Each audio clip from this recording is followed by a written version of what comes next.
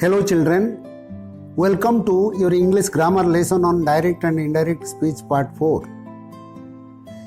In our last 3 videos, we learned how to turn declarative and interrogative sentences into their indirect speech.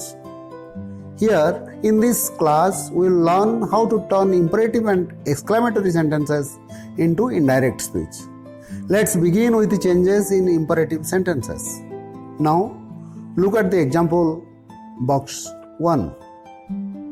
Example 1, the sentence begins with the main verb move, and here the teacher asks his students to do something. It's an instruction.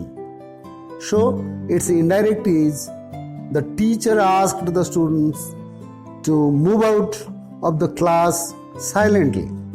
Here to infinitive acts as the conjunction. Here that, if or whether or WH words are not used as a conjunction. Only to is enough.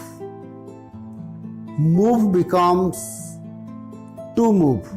Only addition of to only. The same thing happens in example number 2 and 3, which are examples of a command and a request. In example number 3, the word please, which is an indicator of request, is omitted as the reporting verb is requested in indirect speech. But children, look at example number 4. Don't in direct speech changes to not to plus verb. Children, besides imperative sentences, one more difficulty we face while changing modal like must, can, could and let or lets. Here are a few examples for you that you must keep in mind. Look at example box 2. Look at example number 5 here. Here must is not changed in indirect speech.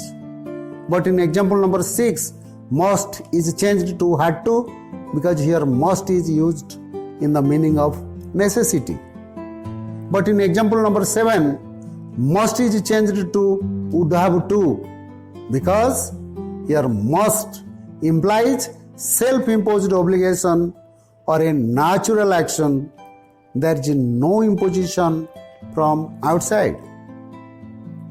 For your easy understanding, I am giving you here the different modalities for must in a tabular form. You watch carefully and try to learn by heart.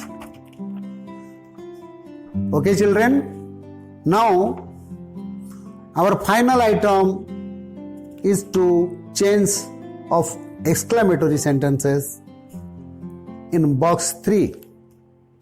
Look at example number 1.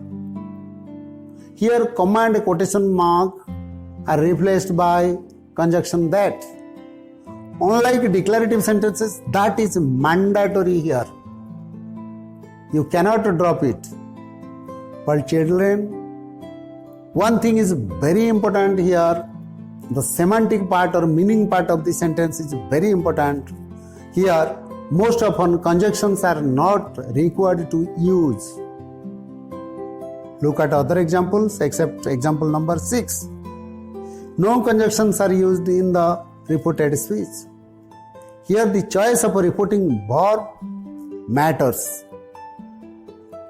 They are chosen according to the meaning of the sentence reported. In example number 3, he said good luck, and this changes to he wished me good luck. Here the reporting verb said changed to wished and makes the sentence meaningful. In all other examples, the same thing happens. Again, one more word, that is very, is used to emphasize the intensity of exclamation in the indirect speech. In some cases, the statements you find may fail to convey the meaning or the force of exclamation. In such cases, we often use other sentences to convey the similar sense or meaning. Okay children, here is an activity for you. you can check your understanding of the lesson. Thank you all the best.